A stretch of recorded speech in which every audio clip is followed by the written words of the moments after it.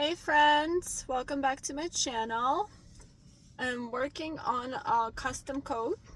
It was an order. I very rarely get orders for custom items, so I'm super excited to make it. Today I wanted to talk to you about how to create patterns. I'm actually in the process of also writing a pattern for this coat. So this is perfect time for someone to order this, making a custom code, but also writing the pattern at the same time. And this is what I usually do. So I wanted for anyone who's interested in writing their own patterns, I'm going to share my tips and tricks on how to do that with you today. So let's get into it. So first, let me explain to you, patterns is something that I don't think everyone should be writing. I don't think it's for everybody. I think that a lot of people are very good at following the patterns, following the instructions, and creating beautiful things. And then pattern writing is for someone who's more of like an inventor and experimenter, someone who doesn't like to follow the rules like myself. I will tell you, I could never follow the pattern to the T. It would drive me insane. I have to put my own twist on it. I have to do something different. I have to change something up. So knowing that about me, writing patterns is perfect for someone like me. So if you're like myself, please continue to watch this video, and I feel like you will benefit from this. So my first pattern was the most challenging thing in the world. It was a mannequin, pretty much a bathing suit. So what I've done with that is I found a diagram of this beautiful mannequin with a pineapple design on the belly area.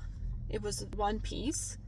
And I fell in love with the diagram, and I just started trying to make it myself just off of the diagram. No one had the pattern written for this one before. And because I'm good at reading diagrams, it didn't bother me. So the only challenge was to find the right hook, right? Because I wanted it to be a perfect size. If you go with a too small hook, it's going to be too large. Pretty much you had to do the gauge swatch measurements. So after a few trial and errors, I was able to find the right hook, and I just followed the diagram. And as I was doing that, I was also writing each row. I said row 1, this is what I did. Then I said row 2, this is what I did. I was writing it out in words because not everybody could read diagrams, right? So pattern I thought would be a perfect thing to write to be able to accommodate and sell the written pattern.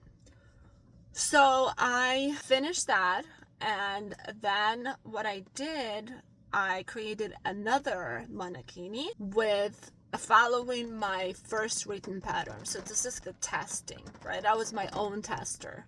I was just reading the pattern that I wrote and following that and making sure that I'm able to recreate it. And so I was able to. So that was good news. And then the only other challenge that I would tell you I encountered with that, my first ever pattern, is that I ran into an issue of doing different sizes. I didn't know how to do different sizes. So up to this date, I have this pattern of this mannequin, and it's only for size small/medium, because that's kind of what I was making for myself. I don't know how to make it larger, so that's kind of my beginner mistake there. But I have learned since how to build for different sizes patterns. And now I mostly make patterns for the crocheted coats. I do have some pattern for the dress and a skirt on my Etsy shop, but those were kind of one-off. Mostly I'm making it for these giant coats that I love making. And it's been working out because with the coat, it's pretty straightforward, right? You have the 3 panels, the back and the 2 front. And then you have the sleeves and the hood if you have a hood or a collar.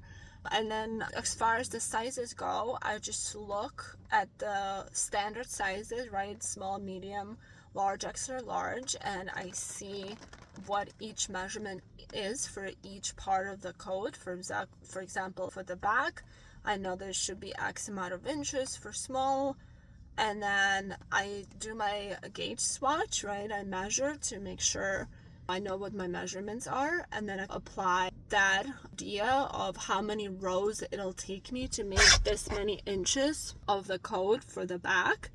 And then I say, this is how many it's going to take me for small. Then if the large is this amount, then I have to add this many rows. So you have to do a little bit of math. Now things have gotten much easier. I, for one, have been able to use my AI friends a lot of times to help me count things and calculate things. I also run my final pattern through the AI and I ask it, can you optimize it, or are there any mistakes? And it gives me great suggestions. It doesn't do it for me, but it gives me suggestions based on my pattern of how I can optimize it. I also started putting some photos of each step of the project, right? Because someone actually commented on my pattern and said not enough photos. So I took that feedback seriously, and now at each step of the process, I take a photo. So this is the back. These are the front panel. These are the sleeves. So this way, when the person is reading the pattern and they're making it, they could look at the picture and say, mine looks like that as well, which is super helpful. So the last pattern I made is pretty complicated. It is a coat, but it has a lot of different elements in it. It's got that cable knit crochet, and then it's got the yarn over slip stitch, and I put some fur in it, and it has this giant hood. So that one took me a bit, but I'm almost done with that pattern. And I'm pretty excited about it. So you will find that first, I would say, when you start with a simplest pattern, something that you can easily write, don't make it too complicated to begin with. And then as you go, you're going to learn, because then the next pattern you're making, you can use the same template that you just used for your other pattern, and you already have the format laid out, right? You want to put the yarn, the size of the hook, the gauge swatch, all of that stuff, and you will already have a template for it. So then you can dive into more complicated things after you tried the simple ones. But I find it very interesting for me to be making these patterns. I actually enjoy the process so much. And then what I enjoy even more is watching people then use my patterns and just create their beautiful items based off the patterns and wear the items based off of my patterns. I really love seeing that, so that brings me a lot of joy. Trying to see if there's anything else about the pattern. Also another important thing that I learned the hard way, keep track of how much yarn you're using. That is important. I didn't used to put how much yarn I used in my initial patterns, and I had a lot of questions about that. So just in the beginning, make sure this is what you need to list in the beginning, right?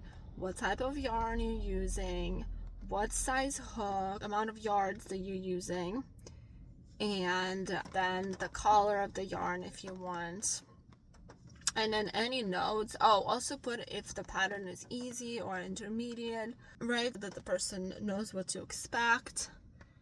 And so those are the things you put in the beginning, and then put some notes. In this last pattern that I was creating, I put a lot of notes in it because the pattern was a little bit more complicated, so I really put a bunch of notes and different variations, like add a fur, don't need to add a fur, stuff like that, which could help you kind of gauge whether you need to make the pattern complicated or simplify it. So those are a couple things about the pattern writing.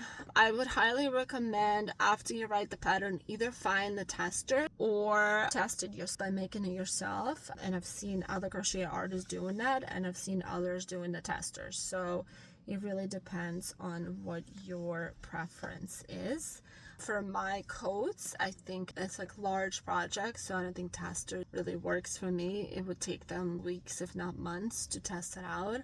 So I just do it myself and I measure things out by myself. But for smaller stuff, I feel like testers would be pretty good use. So that's a quick overview of how I write patterns. If you have any questions, please leave a comment.